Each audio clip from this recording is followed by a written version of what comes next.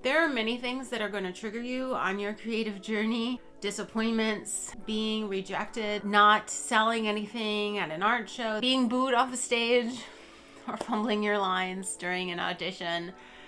We all know that these things are going to come up, right? There's going to be uncomfortable experiences along your creative journey, and they are going to trigger strong emotional responses from you. How can we learn to move gracefully through those experiences, those triggering experiences, in a way that actually ends up growing us as a spiritual being and making us even stronger as a creative than we were before? That's what we're going to talk about in this video, and I cannot wait to share with you my personal experience of fumbling around with this. But I'm so glad I did, because it led me to feel really comfortable and confident about my ability to handle the next downslope. So stay tuned. Hello, Awakened Creators, Amanda here, and I want to share with you an experience that I went through recently, because it taught me a lot about how to move through these emotional triggers. So I've been discussing releasing outcomes a few times here on Awakened Creators, and if you haven't seen the other video that I did about why outcomes focused creativity is not going to produce your most impactful work, you can watch that video here. There are going to be experiences that come up along your creative journey that are going to really challenge you. They're going to catch you off guard, trigger you in ways that you respond emotionally to them, and maybe you don't even know why you're responding so dramatically to something. It could be seemingly something very little to an outsider, but for you internally it feels massive. And the reason that it's important for us to talk about how to handle these experiences is because I know firsthand from my own life that not knowing how to cope with these things has set me back creatively for months on end. Whether it's been, getting a bad critique on a story and then not writing for months afterwards, or posting content online that seems like no one saw and no one cared about. It can be really damaging to our sense of self if we don't have a mechanism to cope with things like disappointment and rejection along our creative journey, okay? So it's gonna happen, it's gonna come up for us, so how do we deal with it? So recently I have been practicing, willingly or not, the universe has been showing me examples of where in my own life that I attach too much to the outcome or the result, where if I don't get the result or response from the experience or from another person, the whole process that I engaged in up to that point, even if it was heartfelt, even if it was pure and beautiful, my mind just negates it all. My mind basically tells me, yes, you had fun doing XYZ, but when it came to the end, when it came to the result and outcome, you didn't get the response you wanted, you didn't get the result you wanted, you didn't get the outcome you wanted. Therefore, all of that was for nothing. You wasted your time, you are no good at this. The ego and the mind can come up with the most awful dialogues that will convince you that you're not supposed to be doing this whole creative thing. And I'm here to defend your soul's truth as a creator, that you are creative for a reason. Yes, you are supposed to be doing this creative thing. And here's how you can counter those dialogues and transmute those emotional experiences into massive soul growth. So when I recently experienced this disappointing outcome, and it instantly triggered me into a woe is me kind of temper tantrum, And I felt really down on myself. I felt really bad, like I'm not doing a good enough job, or I'm just no good. Those kind of dialogues started spinning inside of me. The first thing that I had to do, which to be honest, I kind of avoided at first because it was like I was upset about being upset, that I didn't let myself be upset, okay? Which leads me to the first step.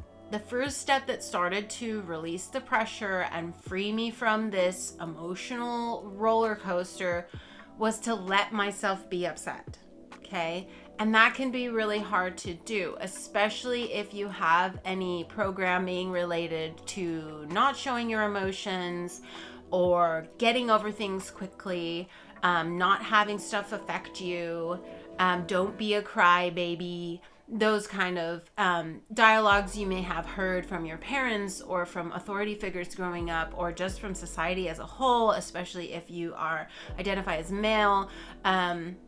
There are going to be all sorts of programming related to don't show your emotions, don't feel your emotions. But that actually is the very first step, and what I experienced when I allowed myself to like be upset. And kudos to my partner, who at the time I was going through this held massive space for me and just like let me kind of be a whiny baby about it, because that's what I needed to do. I needed to just honor this aspect of myself that wanted to pitch a fit about it.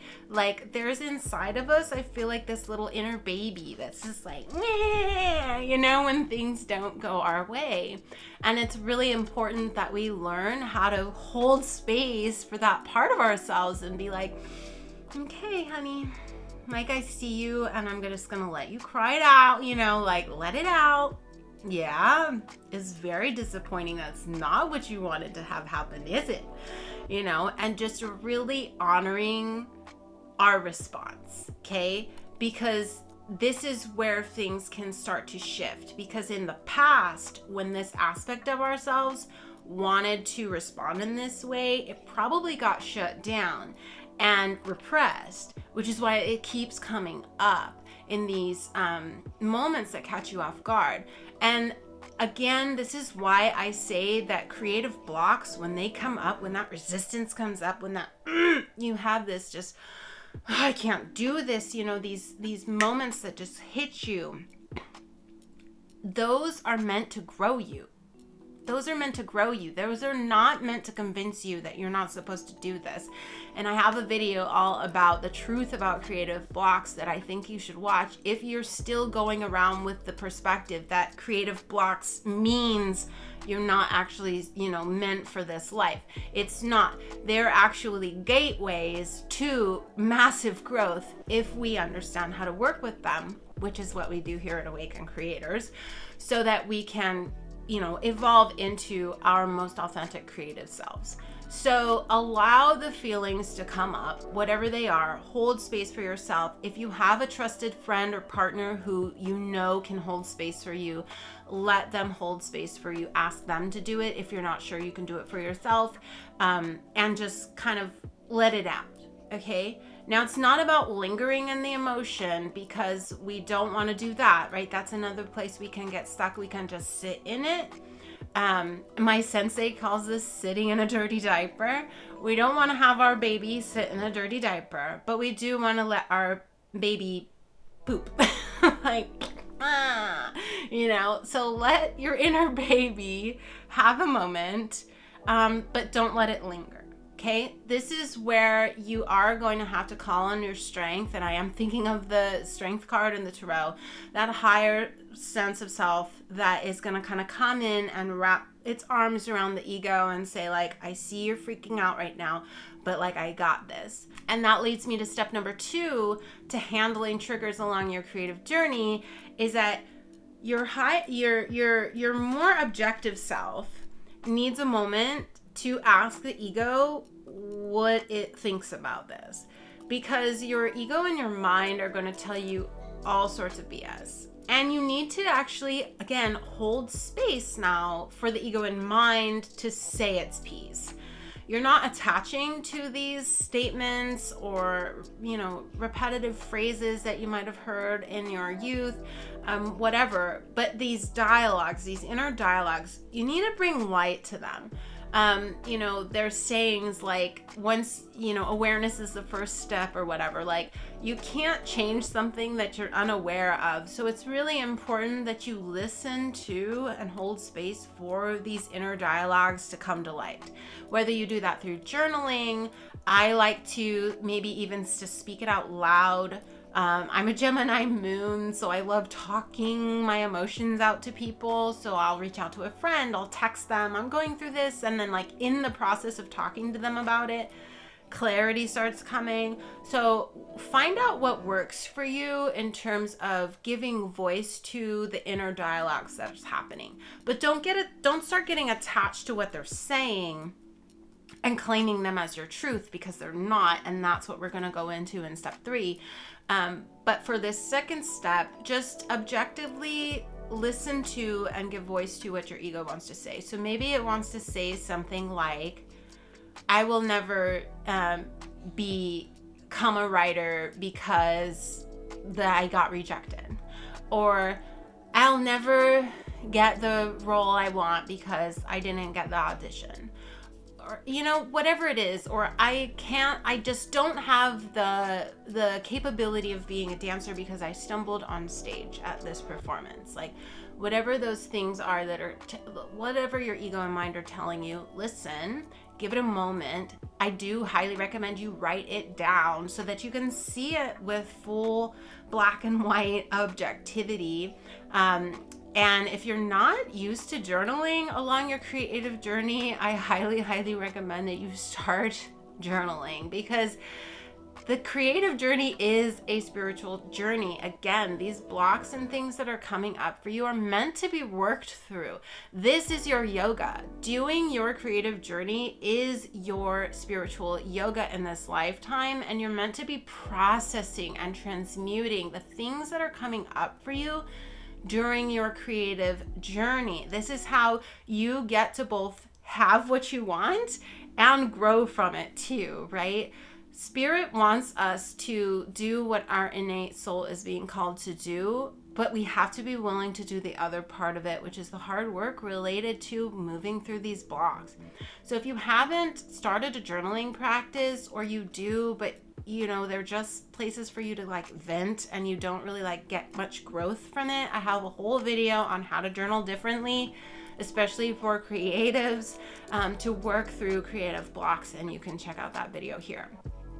So again, we're looking objectively at what the ego has to say, and then we are from that higher space, from that greater awareness, is that ultimately true? Like, is it really true? This is the only audition that you'll ever have in this life?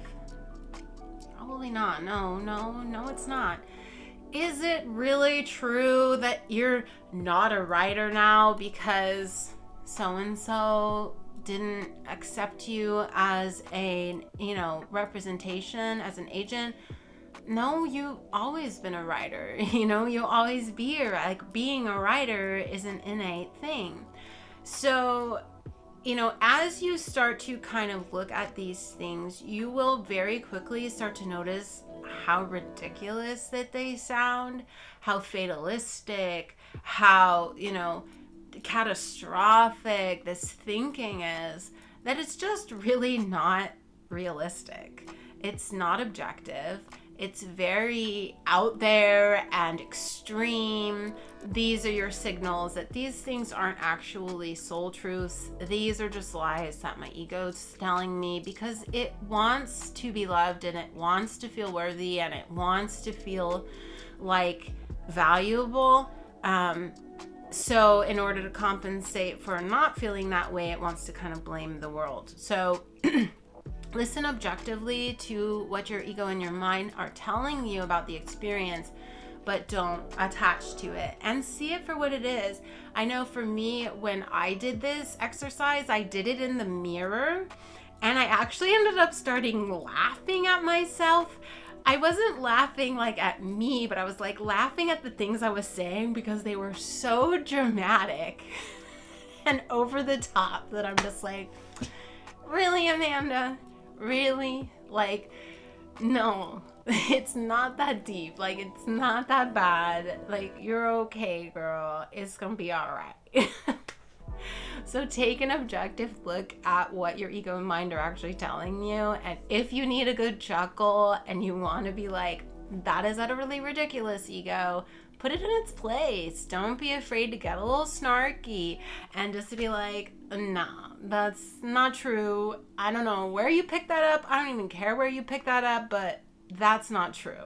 Okay? I am definitively drawing a line, setting a boundary, and saying, not true is over here, true is over here, and whatever you've been thinking, mind and ego, is not true. Okay? So now step 3 comes in. Well, what's over in the truth then? So here is where you're going to start letting your soul take the lead, because your soul holds truths. Ego does not hold truths. Ego holds conditional thinking. Mind just repeats shit it's picked up along the way, right? I say this all the time, like the brain is actually really stupid. It's just a collector of information and a regurgitator of it. It doesn't actually come up with its own original thoughts. It just repeats things. So your ego wants to just protect you and is going to look for conditional circumstances in order to make sense of things. But your soul's truths are ultimate. Your soul's truths are unconditional. Your soul's truths are pure and loving. Your soul's truths are connected to source. Your soul's truths are the things that really wish to be expressed. And while your ego is trying to get there, it's putting all of these conditions in between the truth and where you're at, okay? That's why it's so painful, because there's this disconnect between your soul's truth and what your ego is saying is true. And I've done a video on this as well, which I'll link to here, to help explain that dynamic a little bit more, and like what conditional thinking really looks like, and then what your soul's truth actually is. So if we can look at, say a disappointing audition. Let's use that as an example. You put a lot into practicing your lines. You go to this audition. Unfortunately, you don't get the role. So your mind starts playing this dialogue tree about how you'll never become an actor or actress. Like, this just isn't for you. You're not good enough. You're not pretty enough. You're not whatever enough. There's always not enough, right? With the mind and ego. That's a signal, a good red flag that you're talking to the ego. You're not talking to the soul's truth. And so what your ego is trying to do is it's trying to get to what your soul knows to be true, which is that you are lovable, that you are beautiful, that exactly what you want to express is what you need to be expressing, that you are on your path, that everything that is unfolding for you, is growing you, is evolving you into the ultimate authentic expression of what and who you truly are. While your ego wants to feel those things, it can't, because it's put all these conditions in the way. So what you want to do is you want to push all those conditions to the side. Tell the ego, go take a time out over there with all your conditions. Take all those conditions with you. Go sit over there. I'm going to connect to my soul's truth and what my soul really wants to feel in this moment, which is loved, valued, worthy, okay? And these are all things you already are, and that you can give to yourself. You can open up your heart to receive the truth that you are lovable, that you are worthy, and that you are valuable, that what you want to do is valuable, that the creative expression, the way you authentically express, is valuable, okay? And you want to settle into that space. And maybe you start saying some things to yourself, talking it out with yourself, affirming your soul's truth to yourself, holding, again, massive space, but this time you're filling that space with nurturing, compassion, grace, love, forgiveness. You're allowing yourself to sort of sit in a pool of gooey, loving energy and just like soak it all up, okay? Because you're with your soul now, and your soul knows the truth about who and what you are, that you are an awakened creator, that you are creative for a reason, that this is the path that you are meant to be on, that you are right on track, that there are no mistakes, and you're doing a fantastic job, and that this moment is here to grow you, which leads me to the fourth step.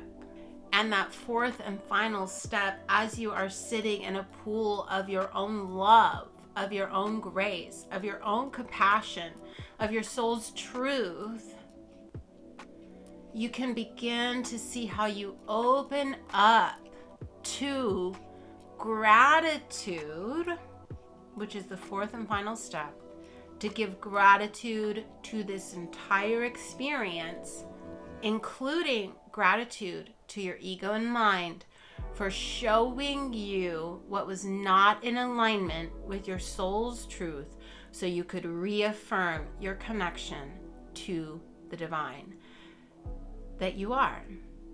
So it ends with gratitude. It ends with being thankful for the experience that you just had, to being thankful for the rejection, to being in gratitude for not getting the results you expected.